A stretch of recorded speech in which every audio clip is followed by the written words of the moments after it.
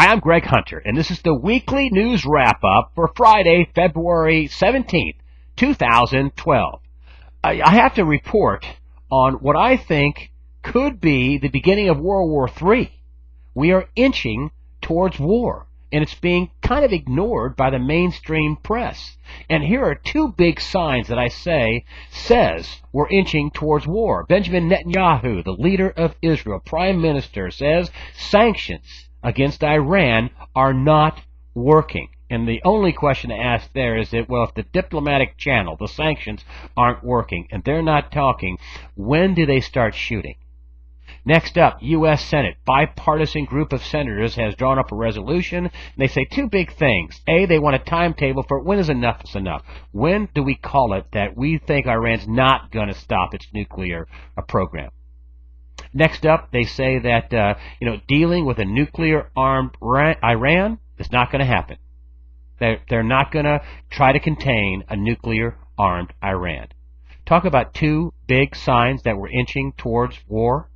And what about Syria? The UN yesterday condemned Syria for this brutal crackdown by its leader, Bashar al-Assad. They've been shooting people in the streets. They have just about full-on revolution and civil war going on there. Of course, the rebels are being funded and helped along by the West. And, Syria is being helped by people like Russia and Iran. And when you start involving, Russia and for example, China is a big ally to Iran and says they will help Iran and probably already have given them missile technology, and the Russians probably have given Syria and Iran, torpedo technology, stuff that, goes under the water at speeds exceeding 200 miles an hour, stuff that can destroy a carrier. Things could get dicey in the Middle East in a heartbeat. And what about, an accident happening where war is started prematurely by accident?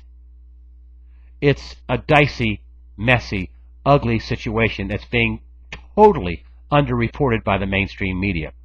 Next up, closer to home, Obama's budget. He unveiled a monstrosity, the biggest budget ever, and it's full of tax increases and cuts to deductions. Former budget director under the Reagan administration, David Stockman, says if this gets instituted, it's going to be an unqualified disaster.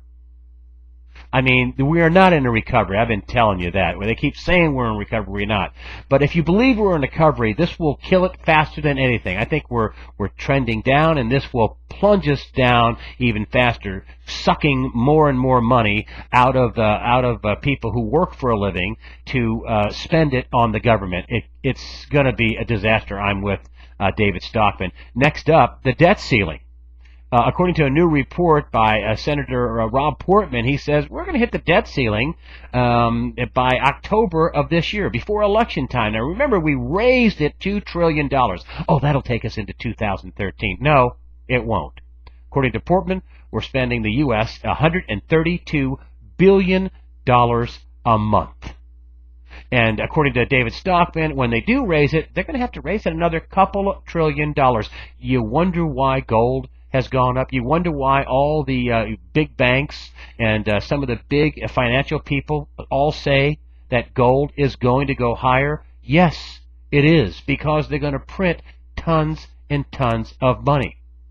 Over in the European front, slog.com is reporting that there's at least two big banks out there that are now planning on a Greek default. They're going to pull the plug. There's paperwork circulating amongst the banks, and one of the banks they name is Barclays Capital. And they say it's fact certain that Greece's going to default in March.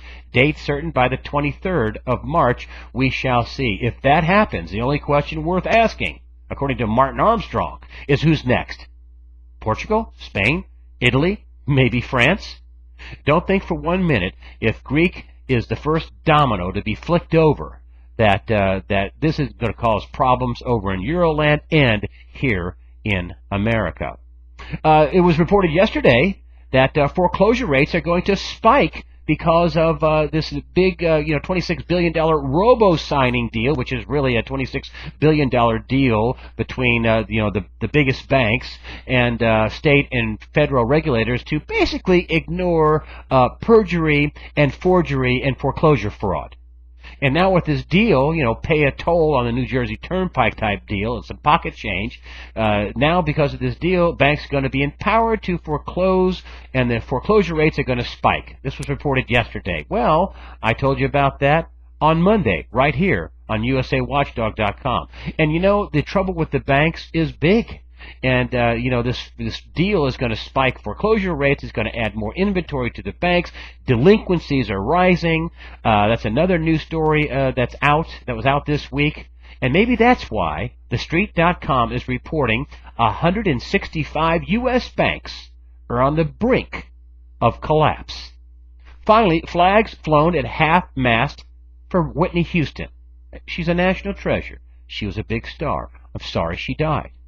But flags flown at half-mast for her, and we're not flying them for our servicemen and women who have paid the ultimate price in places like Iraq and Afghanistan? Hey, listen, I got nothing wrong. I see nothing wrong with flying flags at half-mast for Whitney Houston.